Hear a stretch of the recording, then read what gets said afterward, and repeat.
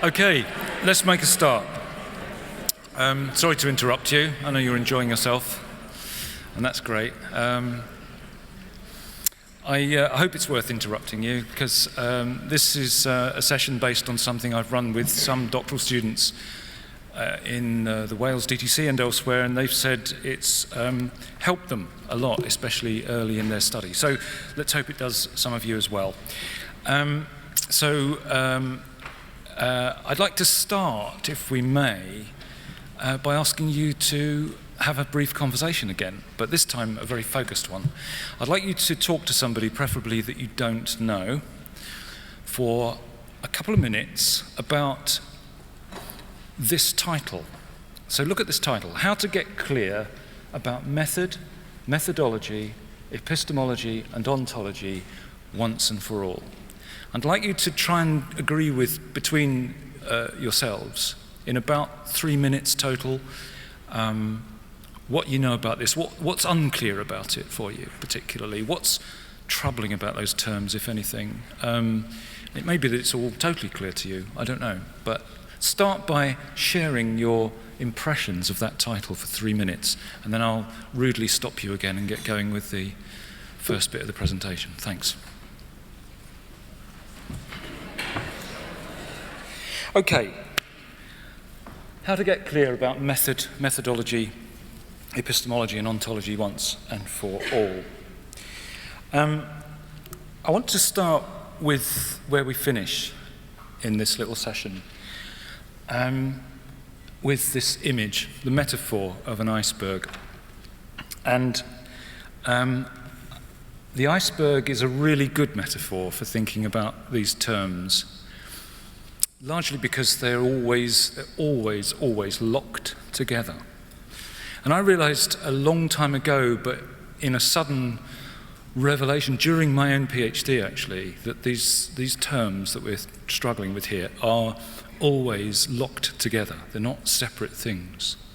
And that's why the iceberg is such a great metaphor. You probably know actually that icebergs are characterized by, this amazing property really, that when they're floating around in the sea, there's only about 10 to 12% of them showing. Did you know that? Just as in the picture. That's the only bit you see above the surface. That's important for my metaphor. Also important for using this metaphor is this, actually just as important, that if you chop a piece of the iceberg off, like the bit you can see, and put that in the water, it becomes a new iceberg. That is, only 10% of it will show. And that's kind of really useful for this metaphor as well. More importantly than that even perhaps, is that it's hard to see below the water. It's really hard to see all that stuff underneath. As the captain of the Titanic and many of its passengers found out. It's really, really hard to see where it goes, what the shape of it is, what the extent is, what's the nature of it under there, because it's deep down. It's also dangerous for shipping, it's hard to see. And finally, it's a beautiful thing. And I happen to think that when you think through your research in this sort of way, it does become, if not beauty, then a thing to be appreciated at least. So it's not a bad metaphor, but let me get a bit more specific. I want to suggest that the bit that you can see, because it's characteristically popularly understood, rightly or wrongly, but it's characteristically well described in research projects, is methods, the tip of the iceberg. So when we do good social research, typically the techniques for data gathering are clearly described and communicated. I used this, I did it that way, I did it this time, I did it with these people, I did it with those data over there, and I did it in the following manner. And of course that's a baseline requirement for good research. It may include common things like interviews, questionnaires, surveys, observation, participant observation. Typically in social science you find a spread of such methods, but also experimental arrangements sometimes, or photo elicitation. There's a whole range of potential vehicles for gathering data, a much, much longer list than we've got here for you to employ. And Bonnie Crawford before lunch was talking about having got interested in virtual environments, virtual worlds as a way of gathering data. Very interesting. Anyway, there's a whole range of these things, but there's also a range of analytical techniques, which I would call methods. So things like coding, if you've got qualitative data, coding data is usually is a method because you do it methodically. You do it systematically, you do it in a way that you can describe. But there's things like discourse analysis that some people use, numerous other methods of statistical inference and description, from simple means and averages and stuff, measures of dispersion, through to the most complex of regression models or other statistical techniques. And these things are the stuff you describe. My point, if I haven't said it enough, is that it's the tip of the iceberg. It's the tip. It's not the rest. So what's the rest? Well, there's methods. I hope you like my drawing of an iceberg. Done with a mouse, so not very good. Just below the surface. Well, the first thing just below the surface, so you do catch glimpses of it through the murky water sometimes when you're reading a research report, is methodology. And the best way to understand this, because in my experience this is often confused with methods. People say, what's your methodology? And what they mean is, what's your methods? The ology means there's been a debate or a study of the methods. It's ology of methods. So methodology is a little bit harder to see, but the fact is there's been some debate and some decisions have been made, some choices have been made about methods and design, about what to do first, what to do second, what to do last, when, how, and there are always alternatives. There are many, many alternatives in all those decisions, and this adds up to an approach. Your study has an approach, which is correctly, I think you could say, the outcome of your methodology, your methodological considerations. So the terms used very loosely, every project's different. People often account for their approach or their methodology with terms like qualitative, quantitative, or mixed methods. Even terms like case study, ethnography, or experiment usually refer to a methodological resolution of some sort. And of course disciplines differ in which of these they favour or promote or encourage. You can be very mainstream in one discipline but very wacky in another because your method isn't really adopted in the second one very widely. I had a PhD student that I was attached to loosely in Latvia recently. Because 2/3 of her data was qualitative, one of the examiners refused to read it and only read the third that was quantitative. Now that's an extreme case, and I think it's time he retired, but it can happen. But that's just an illustration of how these things are sometimes read. So methodology, just below the surface. It's the set of discussions, debates, decisions, choices, and the argument, why this rather than that. It's logistical, it's pragmatic, it's about expense, resources, time. It's a whole series of decisions and debates leading to how you did your study. But it's not quite the same as methods, because methods is what you end up with. Why am I saying all this? Well, there's a bit more to the iceberg, as you can see. And I want to suggest that underneath methodology and methods, but still remember the iceberg, if you chop a bit off, it just sinks again. This is all necessary. It's always all there, okay?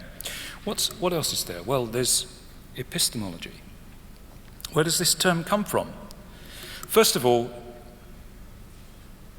my point is that deeper still, all research comes with a view of knowledge. So it's about a view of knowledge.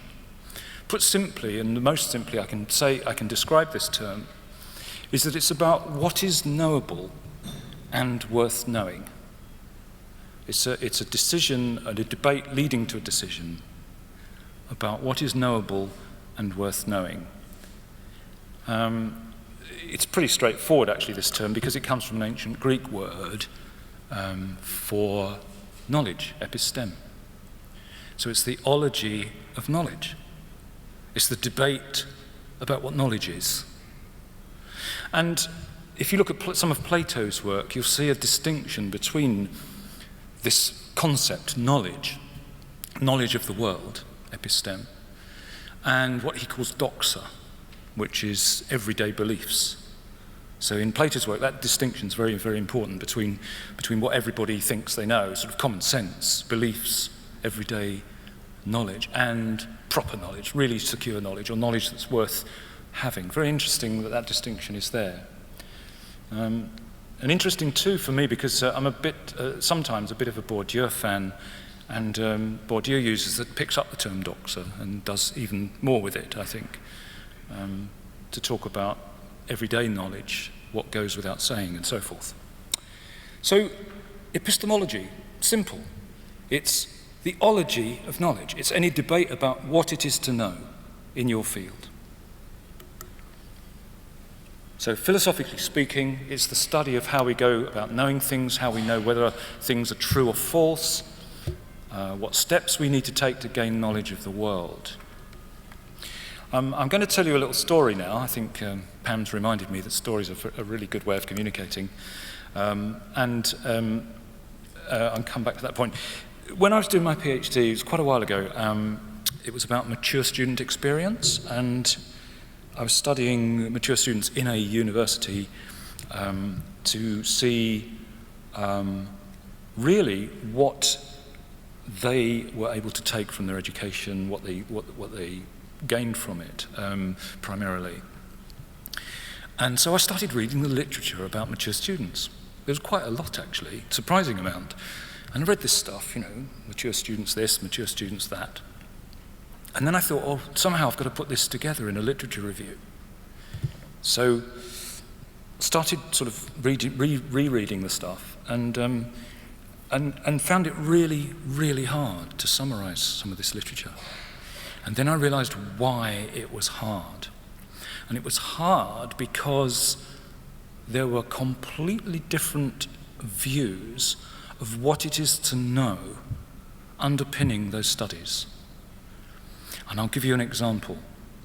So it was an epistemological problem I was facing, okay?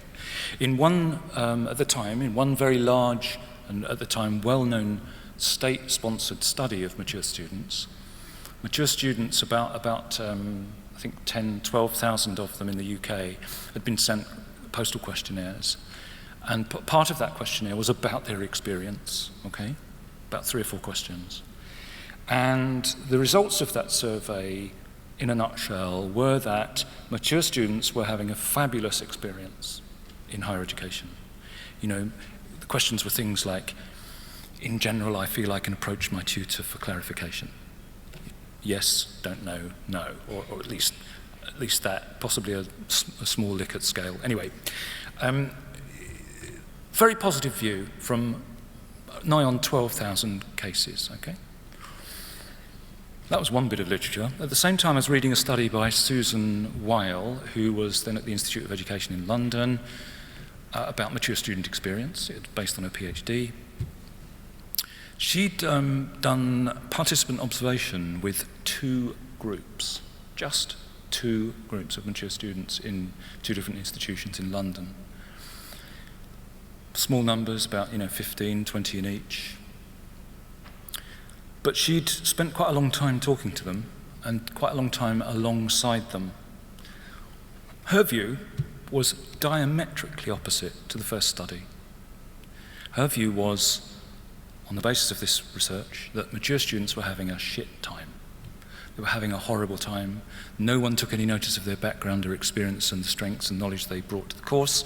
They were treated like kids.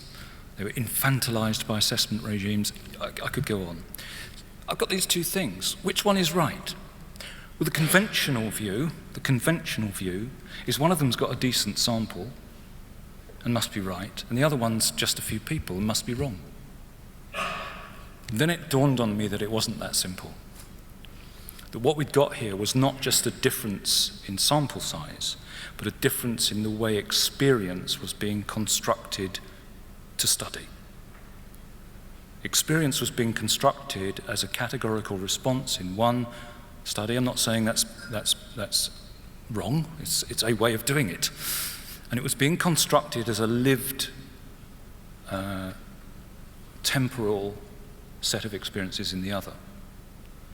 So experience itself, if you ask the question, what is knowable and worth knowing about experience, was being constructed in two different ways, and that led to two different results.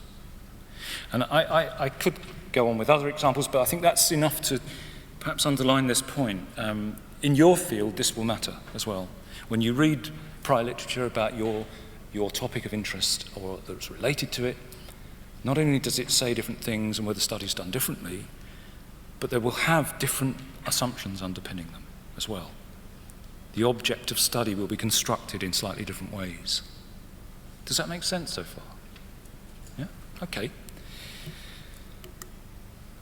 And finally there, I thought any view of the relationship between theory and practice implies an epistemological position. A famous epistemological position would be the one that came from Descartes, the philosopher,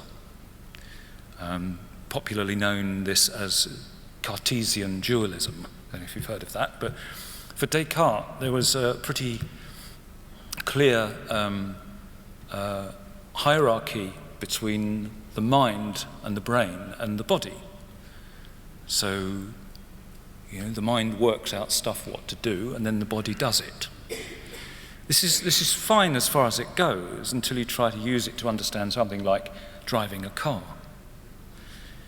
In driving a car, that sort of conscious deliberation decision to act is a rarity. And you hope it doesn't happen that often, actually, because it's usually when there's an accident about to happen. Most of the time, you think with your body. You react because the situation's familiar enough for you to have a series of responses attuned to the way the car works. So Cartesian dualism isn't terribly useful if you want to understand something like that. But it's an epistemological position. And there are many others. There's a fantastic series of debates about the nature of professional knowledge, very interesting, which, amongst others, Richard Sennett has argued that you can't codify most professional knowledge. You can't write it down. So you might have standards and you might have tests and exams and all that stuff to do with making sure the professionals are good. But if only part of the job is ever covered by those, that's a bit of a problem. You need to recognise, says Sennett, that doing a job well isn't all codifiable. Anyway, epistemology, very important, part of the iceberg, always there in your study, whether you like it or not. And you can, even if you choose not to write about this directly, it's a really good thing to sort of appreciate it. It will make you write better. So there's epistemology. There is something else, though, which is ontology. It's another easy term. It really is easy. The ancient Greeks had a word for being, to be, the verb to be, which is ontos. So ontology is simply any debate, ology, about being, what it is to be, what it is to exist. Ontology, okay? This is always there, then. It's deeper in the iceberg, as I said. It's always there. Some idea is always there about what it is to be human, social, a being, to exist, and so forth. So there's always an ontology in any study and in any discipline. Ontological questions in the bigger sense include things like what is existence, pretty wacky philosophical questions these. What is the nature of existence? So big stuff. For social scientists perhaps, to be slightly more specific, the ontological concerns that underpin our work tend to be things like this. Are people essentially selfish? I mean, some economists treat them as if they are, don't they? Some economics disciplines in economics view people through that lens as always maximising personal gain or whatever. Certainly some policies seem to as well. And certainly some people behave like that, so you can see why people would take that view. Do people calculate costs and benefits of all their actions? Similar sort of question, but it's an ontological question. Are there universal features of social organisation? If you go into anthropology, there have been schools of anthropologists who thought there were or are these universal features of social and human organisation which you can find in every society. And there are other schools of anthropologists who've challenged that idea as well, and yet others who've tried to weld the two together. Again, do people always know the consequences of their actions? In my field, some of the time, is education, and for me, there's a sort of worrying trend in some educational research that's a bit sort of romantic, I think, which is that people you get data from have to agree with your interpretation of that data. I think that's bonkers myself, but there's a lot of people who believe in that. And that's part of their ontological position, as well as their epistemological position, because they see that as doing ethical, honourable research that doesn't hurt people. I don't quite see it that way. But so there's an ontological rift there between how they and I would do research, say, on teachers or head teachers. Anyway, so this kind of matters too, and it's right there as part of the iceberg.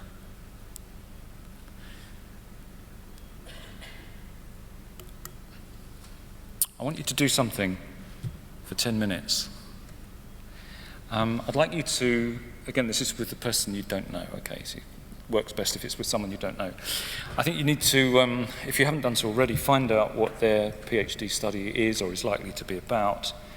Secondly, could you find out what methods they're using or anticipate using? They may not know, of course, I don't know, but they may. What have been their options and dilemmas thus far? And then 4, the really important bit in a way, is please could you help them articulate these options and choices made or dilemmas that they face using the terms method, methodology, epistemology and ontology. Okay? Simple. Go.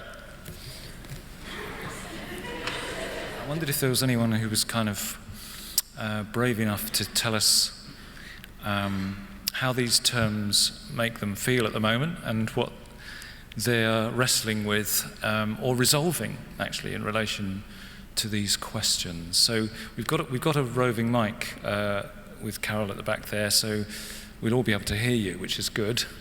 And is anyone brave enough to do that, I wonder? Tell us about your discussion just now.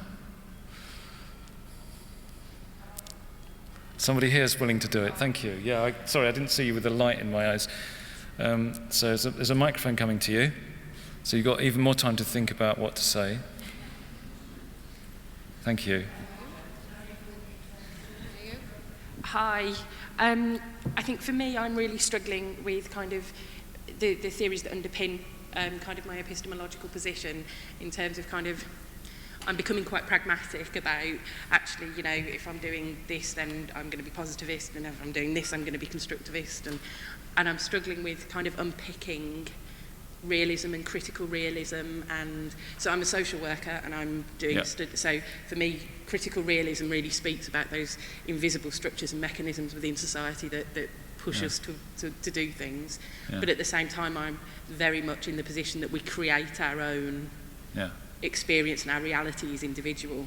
And so we were having a discussion with an economics student, so that's really quite a big difference for both of us. But so that's for me, that's where my dilemma is at the moment, is having finally grappled those terms after quite a lot of alcohol and tears, Okay. and finally kind of understood them. Yeah. Now I'm really stuck and struggling with kind of, I feel a pressure to put my hat under, or to put my flag in one of them and say I'm a critically realist. Yeah. Yeah. So It is tricky. I mean, a lot of doctoral students I've met feel they have to become one of those, and I think that's the wrong thing to do. I think you have to decide where you stand, and it might be in relation to more than one of those positions. What you've got to do is find a position you can articulate and that makes sense to you, and it is a struggle. But thank you for that insight. Yeah. Anyone else would be able to tell us how they are engaging with these terms, or how they're struggling with them, even? Thank you. Yeah, in the middle. Thanks, Carol.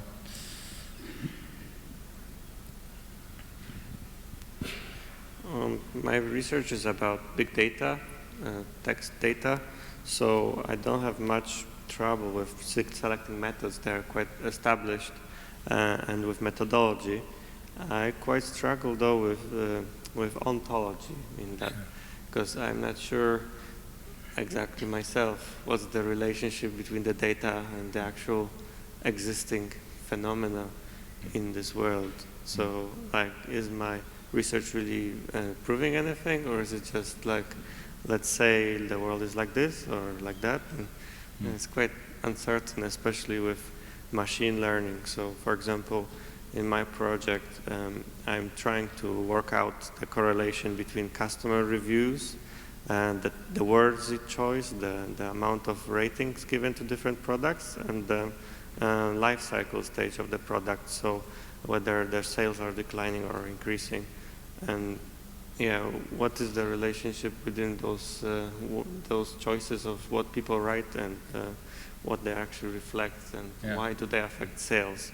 Because I guess that's what the company would want to know, but I'm not really sure what I can say about it. Okay, well, thanks. That's an interesting reminder, I think, that PhDs differ in lots of ways, clearly. One of the ways they differ is the extent to which they are in a position to produce different kinds of originality. Some PhDs are original in the sense that they break new ground in terms of methodology, and therefore, you know, issues of epistemology, ontology come right through. Other PhDs are original because of the substantive question that they're asking or answering, or that they're in a new way of working. But we're always located in a field, and the field always will, you know, carry its own expectations about what good science, normal science, is at that time. Can I just ask how many people in the room, if any, have read Thomas Kuhn's The Structure of Scientific Revolutions? Wow. It's about 5 or 6. That's really, really good. When you get the email about the slides, it's referenced on the end of my slides. It was written in 1962. It's a really accessible and important insight into the sociology of knowledge and sort of philosophy of knowledge, with examples from the sciences. So do have a look at that, because I think it helps unpack these things as to the way disciplines proceed. Okay, thanks for those. What I'd like to do just briefly is to point out a couple of other terms that sort of overlay on these things in a particular way, terms that you will have heard or that you already use. So if that's the diagram we've just seen, it's now got another word on it, which is a German word meaning world view or position, Weltanschauung. Probably not pronounced all that well, but I think there's an umlaut missing actually, but never mind. Worldview, position, it doesn't quite mean worldview, which is why I didn't put worldview. It means the position from which you speak, the way you characteristically see the world as a result of all these other things. So, you will have a worldview. Whether or not you fully articulate it ever is another question, or the degree to which it becomes articulated as you work is another question.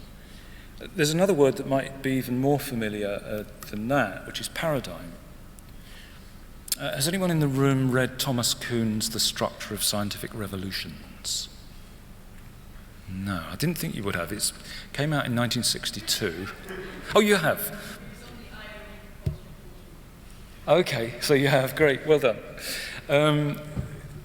Most people haven't. It came out in 1962. It's probably one of the best, sort of most accessible but deep considerations of the philosophy of knowledge and science that there is.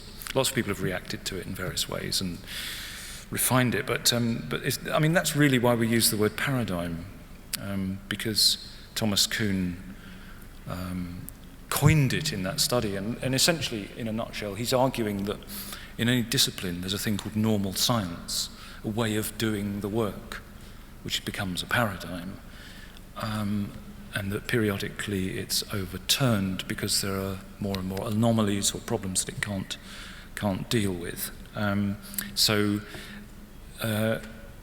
suppose the reason I've put it on here is I want to suggest that when you have an approach in your study, a methodology, and when you've started to appreciate, or at least in argument, articulate the epistemological and ontological roots of your work, how it sits with other work, you are, as it were, articulating your paradigm. It's another way of talking about the same thing, really.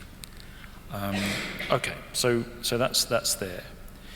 I wanted to finish, say, a couple of other things about this metaphor and why I think you should take it away with you and continue to think about it in relation to your own work. When you read other stuff, other people's stuff, when you write your own stuff, not just the methodology bits and the method bits. Why the iceberg? Well, my first argument is that all four elements, that is methods, methodology, epistemology, and ontology, are always present in a research project.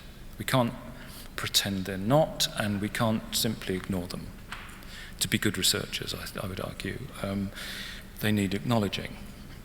The world would be a simpler place if you could turn your back on them, but I don't think you can. Secondly, they're always closely related and codependent. So if you quite fancy doing postal questionnaires or Q sorts or a particular test to get your data, it's partly for pragmatic reasons, it's partly that maybe for aesthetic reasons, or it might be because you think it would be interesting. But underneath it, there will be views of knowledge, views of the world lurking about, washing about, and you need to get those out and look at them. There'll be different histories for you in which to operate depending on your discipline, and of course you might have more than one discipline, or you might be in a particular corner of a discipline. That's something you've got to remember, that you have, even if you're interdisciplinary, you have a discipline connection. And then I think the core of my argument is this leads to better research, this leads to better theses. It leads certainly to better literature reviews. And just to remind you, I'm arguing that the stuff you look at will have differences in it, which you can discern by the language, by the method that's been used, and what's been revealed to you about how it was done. Great to organise your literature review along those lines, not just chronologically or in terms of schools or fields, but maybe in terms of their view of the topic. How are they looking at what you're looking at? How are they constructing it? Secondly, it will help you write a good methodology chapter or chapters. The chapters where you account for your methods and for the decisions that led to them, and your design, and how you ended up where you did, doing the kind of study that you did, and your appreciation of its strengths and weaknesses too. And thirdly, at the bottom there, it will help you to achieve confidence and coherence, both in the written thesis, but also when you speak about your work in a variety of arenas, including the Viva, of course. So I think, not a bad metaphor to think with. And I just wanted to end with my three, this is kind of related, my three favourite quotes. They're really sort of about theory, but if you read them, read in here theory to mean all the things we've been talking about. The ontological underpinnings, the epistemological position.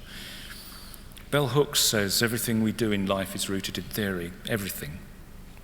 Whether we consciously explore the reasons we have particular perspective or particular action, take a particular action, there is also an underlying system shaping thought and practice.